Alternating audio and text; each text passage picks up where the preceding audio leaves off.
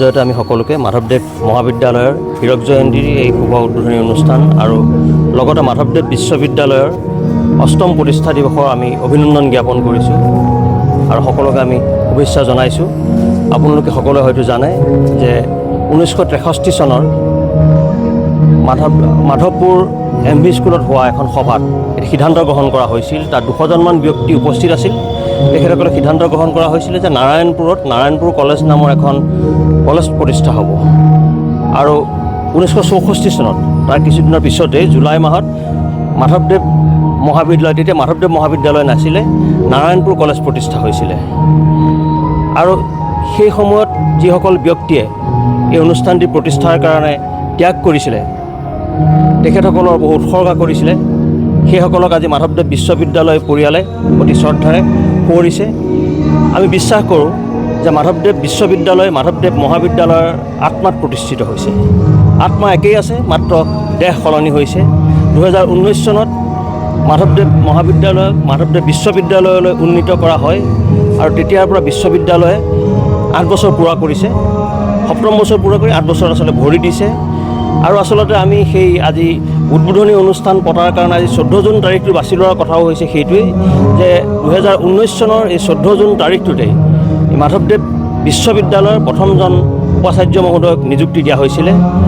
আমি বৰ্ষজোৰা কাৰ্যসূচীৰে অনুষ্ঠানভাগ চলাই যাম আৰু হয়তো 27ৰ আমি আগভাগতে আমি শেষৰ অনুষ্ঠান পাতিম, সমাপ্তিৰ অনুষ্ঠান পাতিম। আৰু আমি আশা ৰাখিছোঁ এই অঞ্চলৰ সমূহ ৰাইজ মাধৱদেৱ মহাবিদ্যালয় তথা বিশ্ববিদ্যালয়ৰ প্ৰতিষ্ঠা তথা উত্তৰণৰ লগত জড়িত সকলো ব্যক্তিয়ে আমাক সহায় সহযোগিতা আগবঢ়াব।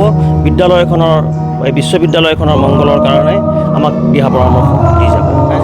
আজি আমাৰ অনুষ্ঠানৰ কাৰ্যসূচী হিচাপে ৰাতিপুৱা হ'ল পৰিৱেশ নিকাকৰণত আমাৰ বিশ্ববিদ্যালয় ছাত্ৰ ছাত্ৰী শিক্ষক কৰ্মচাৰীসকলে অংশগ্ৰহণ কৰিলে আৰু তাৰপিছতে আমাৰ পতাকা উত্তোলন হ'ল।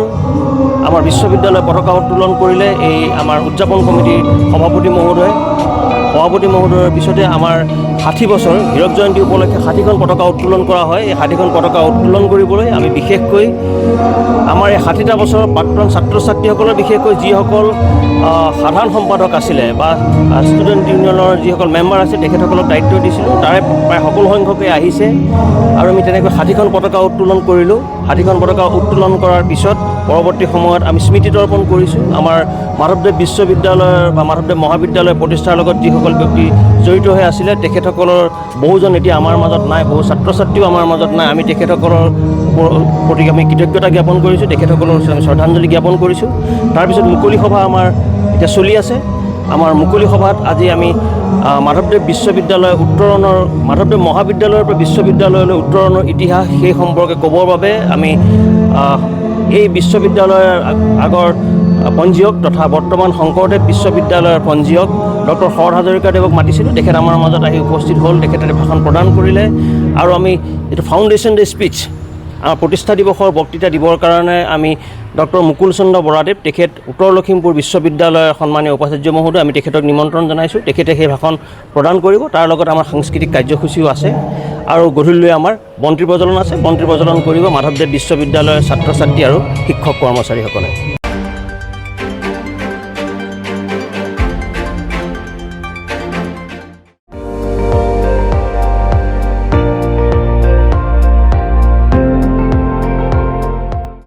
আপুনি চাই আছে ND24, সৰ্বশ্ৰেষ্ঠ নহয় সৰ্বোত্তমৰ দৌৰত।